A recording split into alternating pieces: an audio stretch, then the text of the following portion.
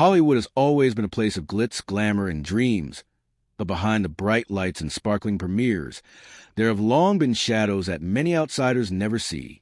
For decades, the world only saw the radiant smiles, elegant gowns, and poised public appearances of stars. But underneath that perfection, there were insecurities, betrayals, and pressures that could crush even the strongest person. One such star, Maureen O'Hara, known for her fiery red hair, sharp wit, and commanding presence on screen, lived a life that was far more complicated than the public ever imagined. At the age of 79, after a lifetime in the spotlight and decades of silence, Hayley Mills, herself a former child star and contemporary of O'Hara, decided to speak openly about what she had learned from observing and knowing the iconic actress.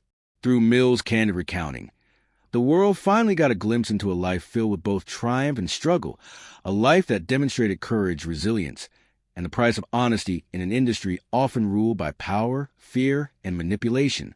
O'Hara's journey, which began in Ireland and carried her across the Atlantic to Hollywood, was not just a story of fame, but a story of a woman who fought to maintain her dignity, her voice, and her independence, even when the world seemed determined to silence her. From the very beginning, O'Hara showed signs of the determination and self-respect that would come to define her career. As Mills recalled, even in her earliest roles, O'Hara refused to allow anyone to control her or rewrite her identity. She faced an industry where actresses were often valued less for their talent and more for their ability to conform to studio demands. Yet she resisted, carving a path that was uniquely her own. The pressures she faced were immense, coming from all directions: studio executives, powerful directors, tabloid journalists, and even the expectations of the public. Yet, even in the face of these challenges, she maintained a sense of self that many stars of her era could not. Her life demonstrates not only the challenges women face in Hollywood, but also the courage it took to say no, to stand firm, and to demand respect in a world designed to reward compliance over talent. This story, as recounted by Hayley Mills, is not just a look back at the golden age of Hollywood, but also a reminder of the personal battles that even the brightest stars endured, often behind closed doors. One of the most shocking and defining events in O'Hara's life, as described by Mills, was a 1957 scandal involving Confidential magazine. At that time, Confidential was America's most widely circulated tabloid, boasting hundreds of thousands of copies per issue, and had a reputation for sensationalism, often publishing unverified rumors about Hollywood stars. The magazine accused O'Hara of an affair at a Los Angeles theater, claiming she was caught in an intimate moment with a stranger. The story included details so vivid that many readers were convinced of its truth, and the press immediately picked it up, with NBC Radio repeating the story and the Los Angeles Examiner running headlines that implied a major scandal. What made this particularly shocking was that it was entirely fabricated. O'Hara was actually in Madrid, Spain at the time, filming a movie titled Fire Over Africa, directed by John Farrow. She had passport stamps, letters from Columbia Pictures, and photographs proving her presence on set, which completely contradicted the tabloid story. Despite this evidence, the damage to her reputation was significant, as the public initially had no reason to doubt the magazine's claims. The lawsuit she filed against Confidential for defamation was not just a personal battle. It became a symbolic fight against the powerful forces of Hollywood gossip, manipulation, and control. O'Hara's attorney, Jerry Giesler, was one of the most prominent defense lawyers in Hollywood, and the case drew national attention. During the trial, the magazine's main witness admitted under questioning that he had no first-hand knowledge of the alleged incident, which exposed the magazine's lack of credibility. Even though O'Hara did not receive the full financial compensation she sought, public opinion overwhelmingly sided with her, and the scandal led to a significant decline in Confidential circulation. Mills emphasized that this experience profoundly affected O'Hara, teaching her the harsh reality that even in a glamorous world, one's honor and dignity could be under constant attack, and that sometimes survival meant standing firm, even when the odds seemed stacked against you. This episode became a turning point, shaping O'Hara's approach to both her career and her personal life, making her more determined than ever to maintain her independence and speak openly about injustices. O'Hara's professional relationships also played a significant role in shaping her life, especially her interactions with directors who wielded immense power in Hollywood. John Ford, one of the most acclaimed directors of the time, had a particularly complex and often tense relationship with her.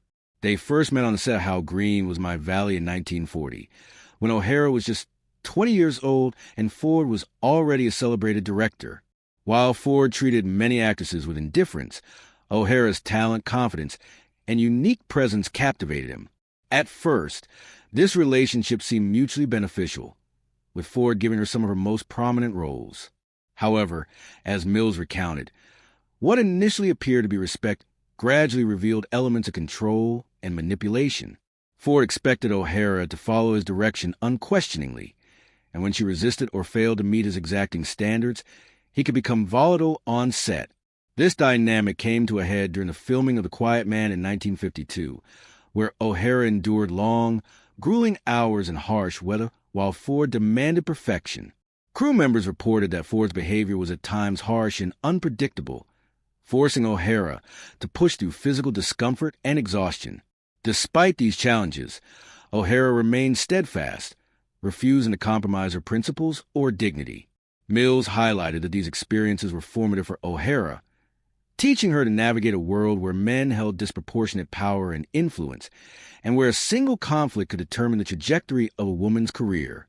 This relationship exemplifies the broader challenges faced by women in Hollywood during the mid-20th century, a world where talent alone was not enough, and where resilience, courage, and self-respect were essential for survival. O'Hara's ability to maintain her integrity in the face of such pressures, while still delivering memorable performances that solidified her status as a film icon, is a testament to her character. Mills' account emphasizes that O'Hara's legacy is not only about her films, but also about her unwavering stance against injustice, her determination to assert her identity, and her refusal to allow others to define her worth. Through these stories, viewers can better understand the personal and professional battles behind the screen, and why O'Hara remains an enduring symbol of strength and independence in Hollywood history. Beyond her professional struggles, Maureen O'Hara's personal life was filled with challenges, heartbreak, and resilience, which also shaped the woman she became. From a young age, she experienced love, loss, and lessons about independence and self-respect. Her first marriage, in 1939 at the age of 19, was to British producer George H. Brown. Though their wedding was celebrated in newspapers as a romantic black-and-white movie moment, the marriage was brief, ending after only a few months. The short-lived union was less about scandal and more about the realities of ambition, career, and youthful decisions. O'Hara later reflected that this early experience taught her a fundamental lesson: that personal freedom was as important as love. Hayley Mills highlighted in her interview that O'Hara rarely spoke publicly about this marriage, but in private, she admitted that it shaped her understanding of relationships and independence. She learned that in Hollywood, love often conflicted with ambition, and that a woman's career could be affected by personal choices in ways that men rarely experienced. After the annulment, O'Hara's focus shifted entirely to her rising career, but life had more lessons in store. In 1941, she met William Houston Price, an American director and writer, and they married shortly after collaborating on a film together.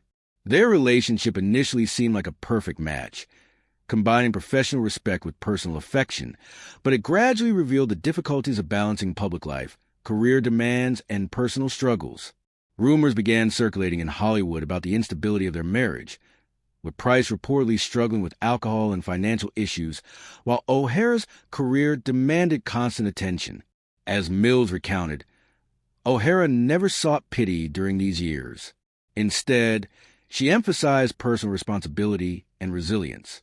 She continued working tirelessly, often putting her professional obligations above her personal comfort. The couple had a daughter, Bronwyn Fitzsimons, in 1944, who later became an actress herself. For O'Hara, motherhood became a lifeline amid the chaos of her personal and professional life. Mills noted that O'Hara's love for her daughter was unwavering, shaping many of her decisions and giving her the strength to persevere despite setbacks in her marriage. By 1953, the marriage officially ended in divorce, but O'Hara never publicly criticized Price, choosing instead to handle her responsibilities quietly and with dignity. She even paid off significant portions of his debts to prevent legal issues, showing a generosity and strength of character that contrasted sharply with the often ruthless world of Hollywood. These early experiences in love, marriage, and motherhood were crucial in forming O'Hara's understanding of self-worth, independence, and resilience. They taught her that personal happiness could not be dictated by others, and that standing firm in one's principles often came at a personal cost. As Mills recounted, O'Hara's early relationships prepared her for the challenges she would face later, including more public scrutiny, professional obstacles, and the need to protect her reputation and autonomy in a male-dominated industry. O'Hara's life during these formative years reflects the broader struggles of women in Hollywood, where personal and professional spheres were often intertwined and fraught with hidden pressures, making her subsequent achievements even more remarkable. Her ability to navigate these complexities with grace, determination, and integrity became a defining feature of her legacy and a lesson for generations of actresses who followed.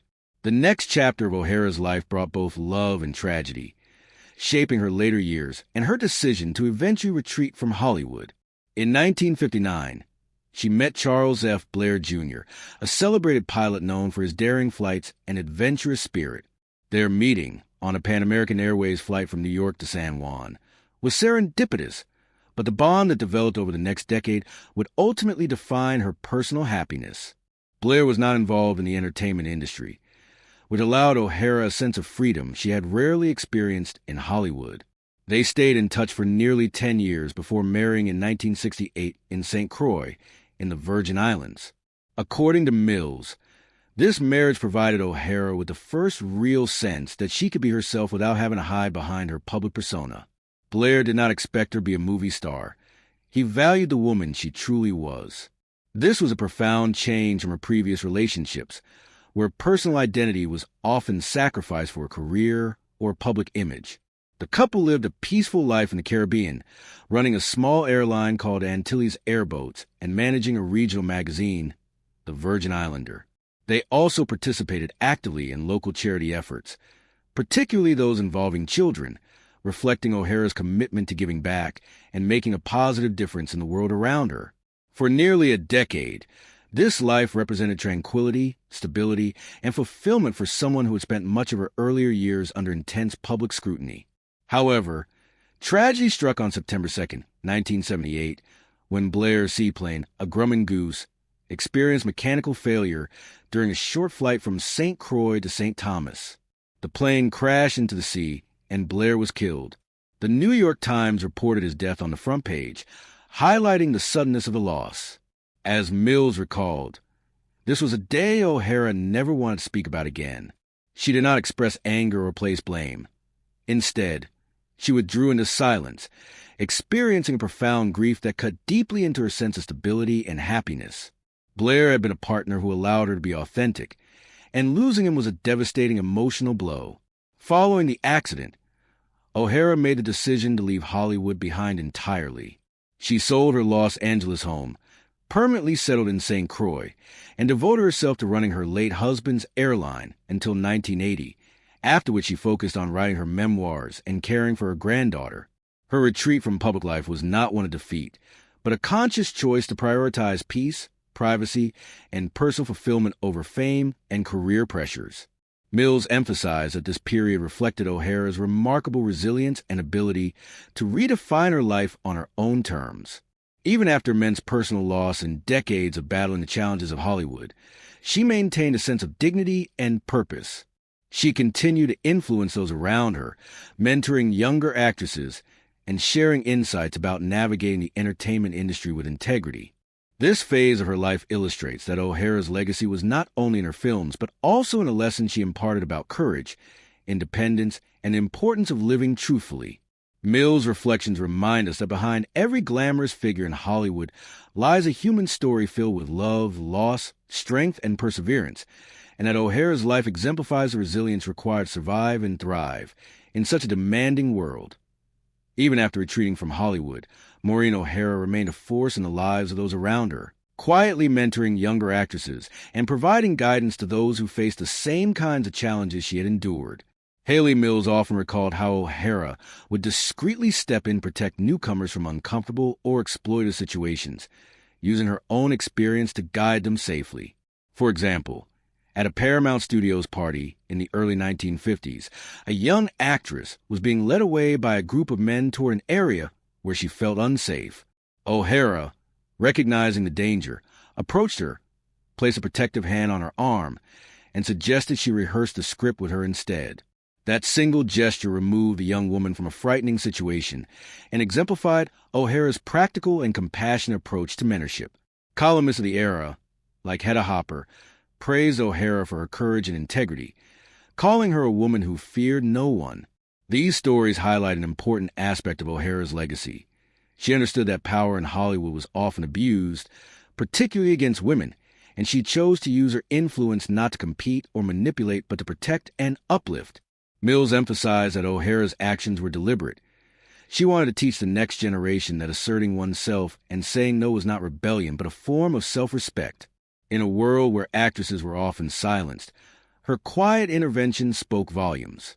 They demonstrated that courage was not only about public defiance, such as challenging tabloid stories or fighting for fair treatment on set, but also about taking responsibility to help others navigate the pressures of an industry that demanded compliance, obedience, and sometimes personal compromise. O'Hara's mentorship extended beyond professional guidance to lessons about life, love, and self-worth. Mills recounted how O'Hara would share personal stories with younger actresses, explaining the importance of balancing ambition with personal values, and teaching them that no role, paycheck, or public recognition should come at the cost of integrity. This aspect of O'Hara's life, often hidden from the public eye, demonstrates her commitment to reshaping Hollywood from within, not through public spectacle, but by quietly empowering those who followed her. It also shows the depth of her understanding of systemic inequities.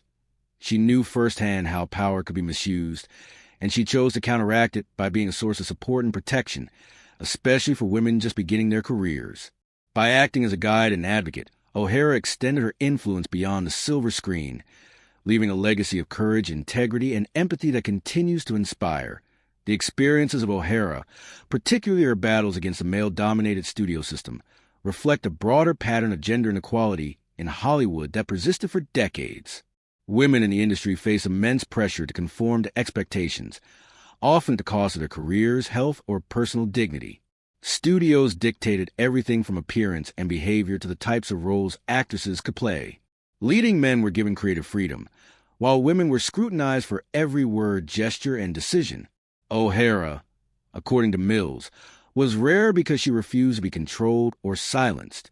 Her confrontations with directors like John Ford, her disputes over pay inequity, and her responses to tabloid defamation illustrate the systemic challenges women endured.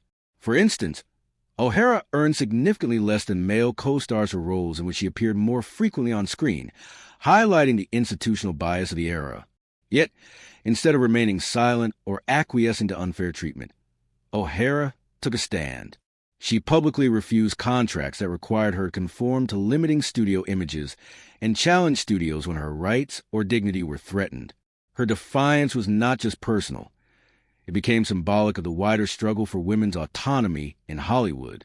By taking these risks, O'Hara helped pave the way for future generations of actresses to assert themselves and demand fair treatment.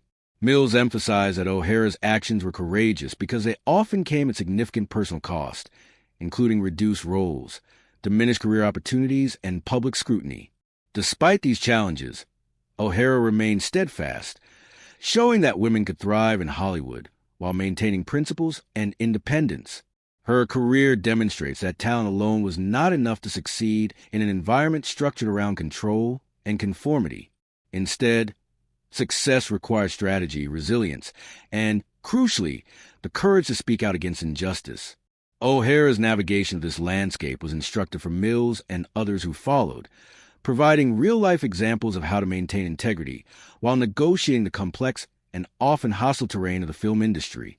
It also serves as a reminder of the importance of advocating for oneself and for others, illustrating that leadership is not only about public recognition, but also about ensuring fairness and respect in environments where power is concentrated and misused.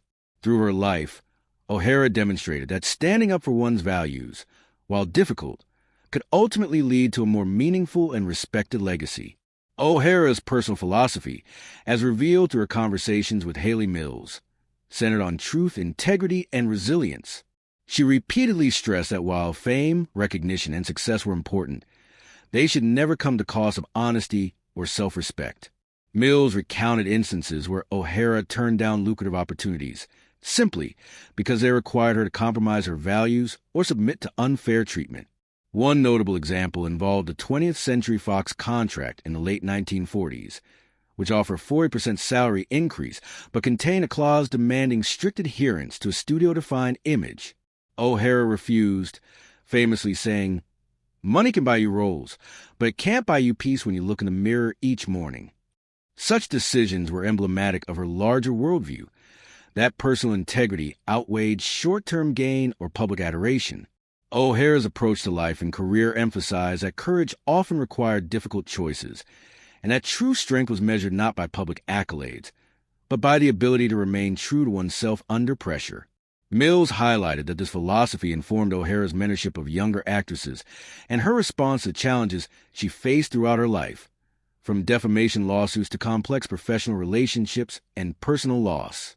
Even as Hollywood attempted to control, misrepresent, or exploit her, O'Hara consistently chose a path of dignity, earning respect from those who observed her actions, even if they did not always understand them at the time. By maintaining this stance, she demonstrated that personal ethics and resilience could coexist with professional success, creating a legacy that extended beyond the roles.